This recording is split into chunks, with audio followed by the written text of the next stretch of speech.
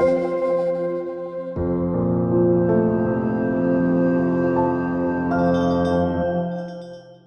Friends, welcome to our channel. Tadiparthi Sharada Telugu Malayala cinema నటి.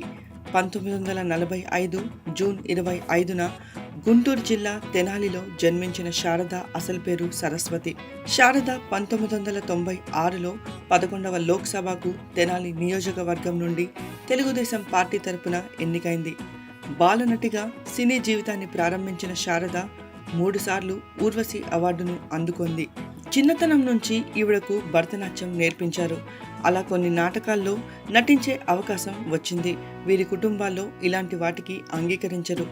ఆడపిల్లలకు 14 ఏళ్లకే పెళ్లి చేసేస్తారు. కానీ ఈమె ఆసక్తి, ప్రతిభ చూసి వీళ్ళ అమ్మ ధైర్యం చేసి పంపించింది.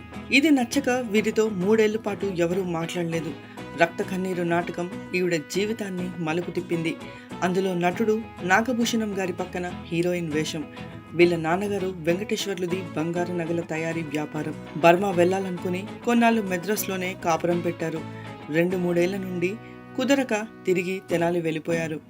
ఈ సమయంలో కన్యాశుల్కంలో నటించే అవకాశం వచ్చింది. 1955లో కన్యాశుల్కం సినిమాలో బాలనటిగా ఈమె రంగప్రవేశం చేసింది. 1955 నుండి 61 వరకు బాలనటిగా ఉన్న శారద ఆ తర్వాత హాస్యనటిగా కొనసాగింది. ఈమె 1975లో ఒక మలయాళిని పెళ్లి చేసుకుని కేరళకు తరలి వెళ్ళింది. అక్కడ ఉన్న సమయంలో అనేక మలయాళ సినిమాలలో నటించింది.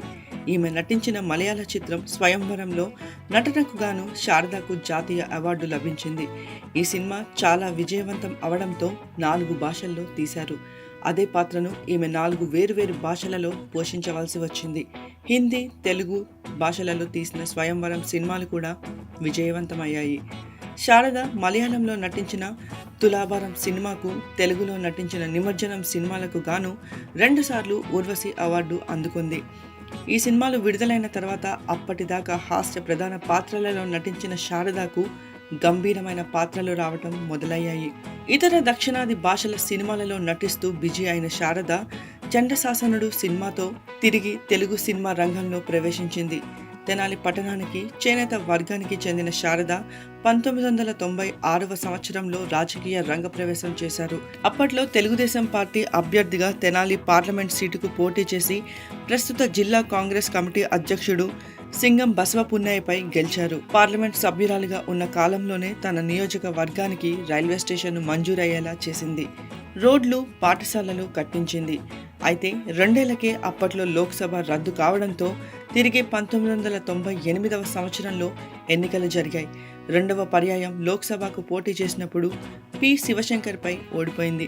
24/2/2009 మహాశివరాత్రి రోజున ఆమె ముఖ్యమంత్రి సమక్షంలో కాంగ్రెస్ పార్టీలో చేరారు.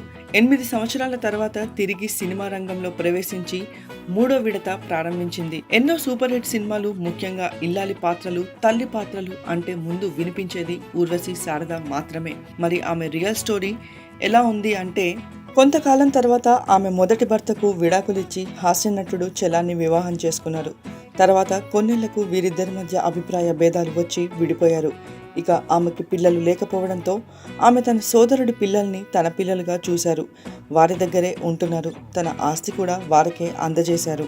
ఎన్నో సూపర్ హిట్ సినిమాలు, ముఖ్యంగా ఇల్లాలి పాత్రలు, తల్లి పాత్రలు అంటే ముందుగా మనకి వినిపించే పేరే ఊర్వశి శారద మాత్రమే. చూసారుగా ఫ్రెండ్స్, మా ఈ వీడియో మీకు నచ్చినట్లయితే లైక్ చేయండి, షేర్ చేయండి, కామెంట్ చేయండి. మరిన్ని ఇంట్రెస్టింగ్ అప్డేట్స్ కోసం మా ఈ ఛానల్ని సబ్స్క్రైబ్ చేయండి.